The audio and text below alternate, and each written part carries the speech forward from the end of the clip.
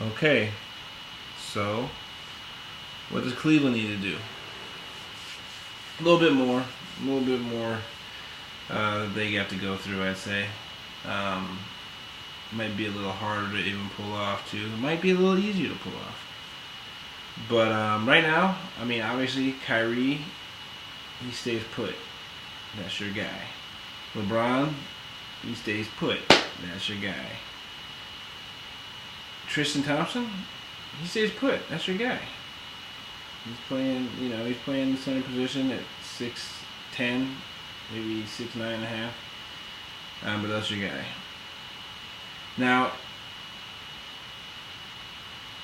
in a perfect world, J.R. Smith, if we can somehow move him to the bench, but I don't really want to start there. The biggest thing is you got to trade Kevin Love. You got to trade Kevin Love.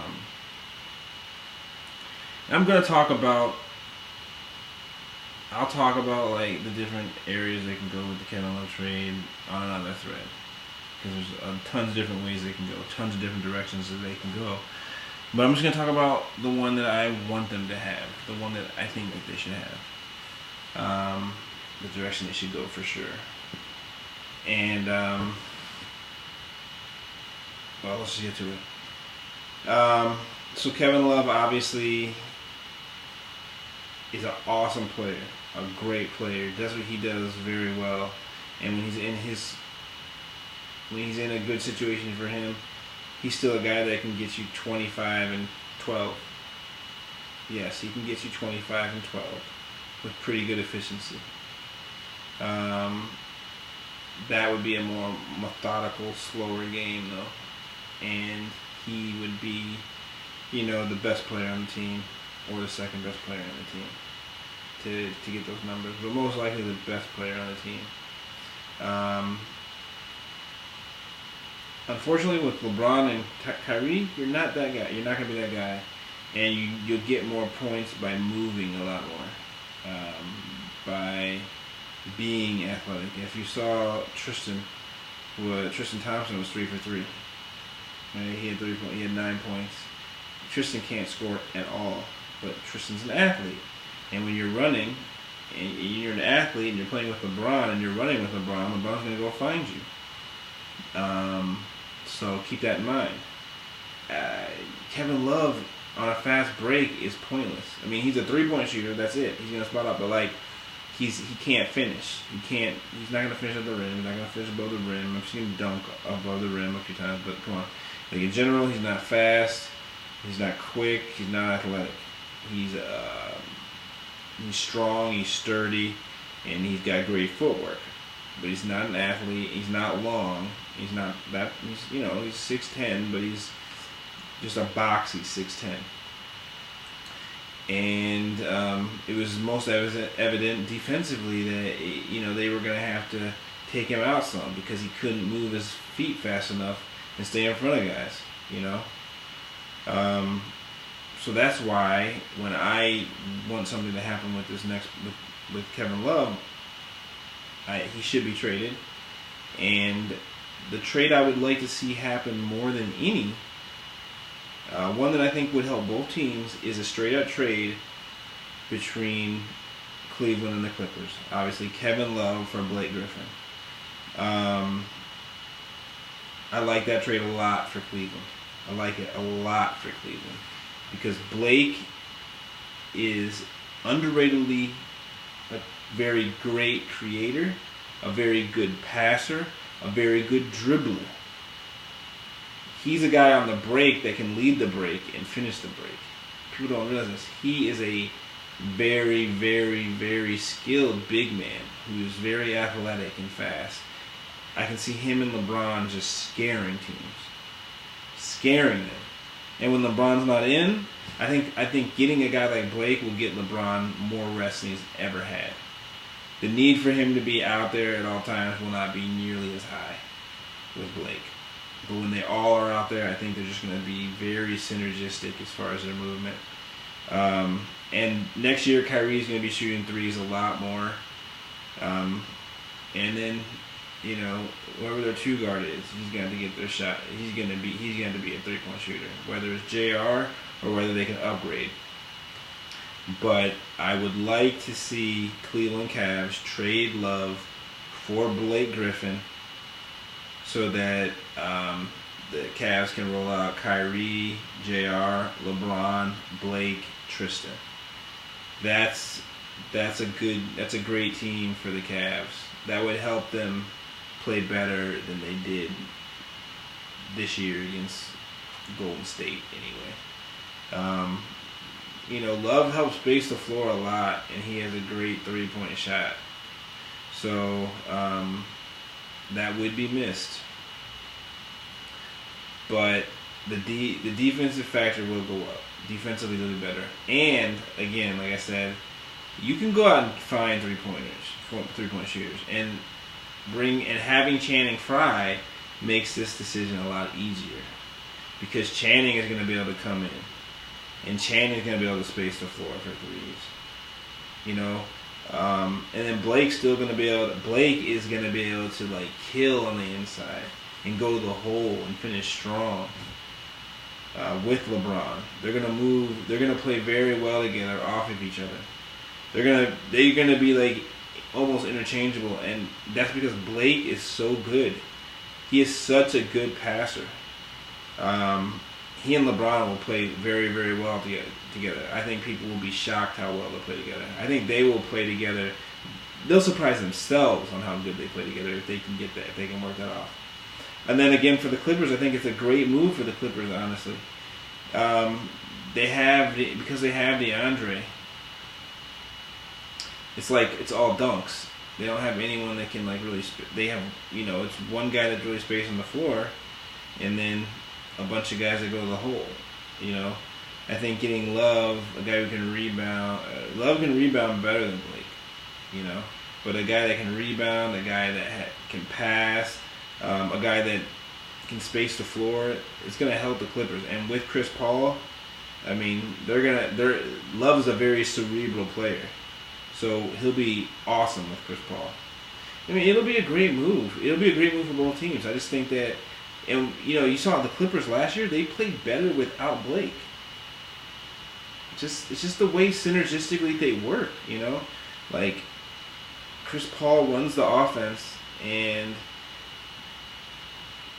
somehow, some way, they're a more efficient team when Blake's not in there. So, I mean, and then bringing a guy like Love is only going to help. I mean, you're going to be a better team with Love. And then, like I said, with Blake, when it comes to the Cavs, they're up tempo, and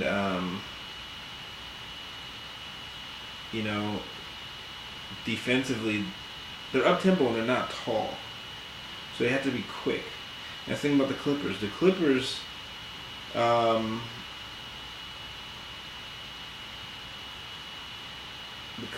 have DeAndre Jordan, who's gonna make up for a lot of defensive lapses. He gets about 20 rebounds, or he doesn't get about 20 rebounds, but he'll get you 14 rebounds in his sleep. That's just average for him. So, and then like that's what the numbers say. The numbers just say that Clippers were better without him. And then in a lot of games with the Cavs were better without Love on the field, on the court. So these are just things I'm looking at. You gotta switch that up. You gotta change that up. So my big deal, or my big, the big thing that the Cavs have to do, the one big thing, they have to trade Love, trade him for Blake Griffin. It'll be an awesome choice. It'll be a scary team to deal with, and it'll help them out. I mean, you got Kyrie, JR, LeBron,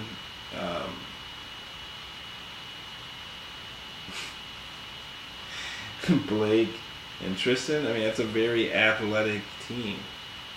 And then again, the other thing I would try to do is I would try to upgrade JR. I want to keep JR. I would definitely want to keep JR. I mean, we're keeping JR. You keep JR. But if if you could have JR and Iman Channing Frye. Well, they got, they're going to be getting rid of Timothy Mozgov. So that's another guy that they're going to, I'm not really sure. I have to look at it. I'm not sure if he's a restricted free agent or if he's just a free agent. If he's a free agent, he's just going to go. Obviously, they're just going to let him go. They're not going to try to match anything. If he's a restricted free agent, they might try to trade him. They might do sign trades no matter what. Whatever we see, we never know. But I'd like to see Richard Jefferson's retiring. So I definitely got to see Iman Shumpert. I definitely got to see J.R. Smith. I'd like to see those two guys on the starting coming off the bench, and I'd like to see Channing Frye come off the bench. So that's three guys off the bench. So then you're looking at a starting two guard that they need to replace, and then I guess two more bench players. They need a point guard. Mo Williams can be that again. Mo Williams can easily be the backup. Because I think they might just supposedly they might let Dellavedova go. Dellavedova has sentimental value to me. Is he great? Not really. He's just feisty, and he's mentally tough, but really not that great. But you can have 15 players on the squad or 12 players, right? Looks like they have 8. However many players you can have, as long as you got 10 guys that can go out there and ball, that's what I think you need. Is 10 guys that can go out and play during the regular season, and then maybe you shorten that rotation up to 8. If you can get 9, though, you're sitting pretty. People can get rest, but you shorten it up because you want your best guys out there at all times. But during the season, I'd like to see them 10 strong. So, if they can bring in a guy who can start over JR at 2, I would like to see it because I think JR. I want to see I want JR to be able to come up off the bench and give a spark. I'd love to see that from him. Because he was 6th man of the year one time, coming off the bench. He's starting for the Cavs, but I think he, especially at this point in his career, I'd love to see him come off the bench. I think that'll put more of a chip on his shoulder, and he'll even play better. And then, you add that to, you keep JR, Iman, and Channing Frye. Bring in. I'd like to see him bring in a young point guard. I'd like to see him bring in 2 young guys. You have enough veterans. Although Richard Jefferson was a godsend, but they're not. The reason they needed him more was just the reason they needed Richard was because Kevin Love couldn't defend. But that's why if you get Blake, Blake's quicker. Blake has faster feet. Blake won't get beat around, won't get out quick like Kevin Love does on defense. So that's why that'll be fine. You'll be able to switch still. And you'll have a pretty big team, but at the same time, a pretty fast team. When you got Blake and Tristan and LeBron in there, and Kyrie. So you just gotta pick up. Pick up a young point guard.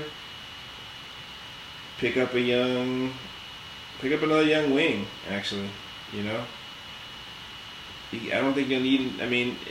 Maybe pick up a center. Like a good defensive center who can get in and kind of, bring in a 7-footer who's long, who can block shots. If you can do that, if you can bring in a 7-footer who's cheap but long, can block shots, like your next Whiteside, undiscovered long guy who can just block shots. If you can bring in one of those, get a good, solid, athletic backup point guard who can play, who can come in and play.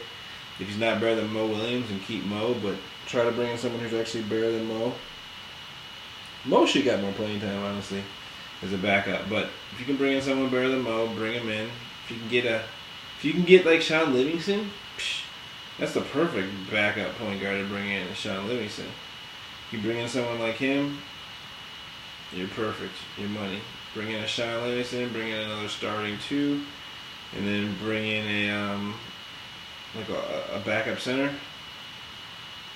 Cavs are good. Cavs are good if they do that. So that's as deep as I'm going to go with that. Again, I like to see the starting five. Kyrie, new improvement, upgrade to J.R. Smith, LeBron, Blake, Tristan. That's what I want to see the starting lineup as. And then the bench, I like to see the bench.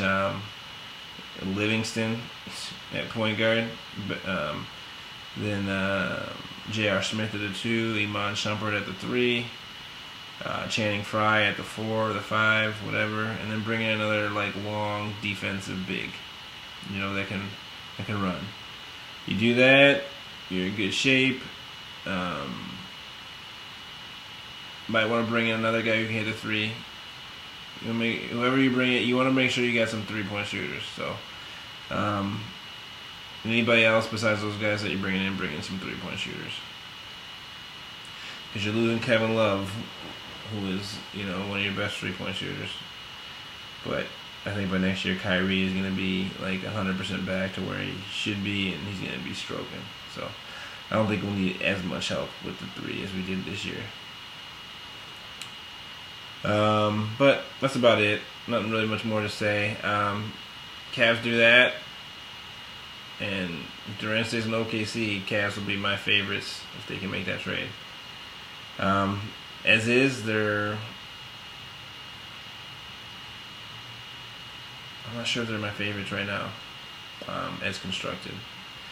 I think Golden State would probably be my favorites as currently constructed.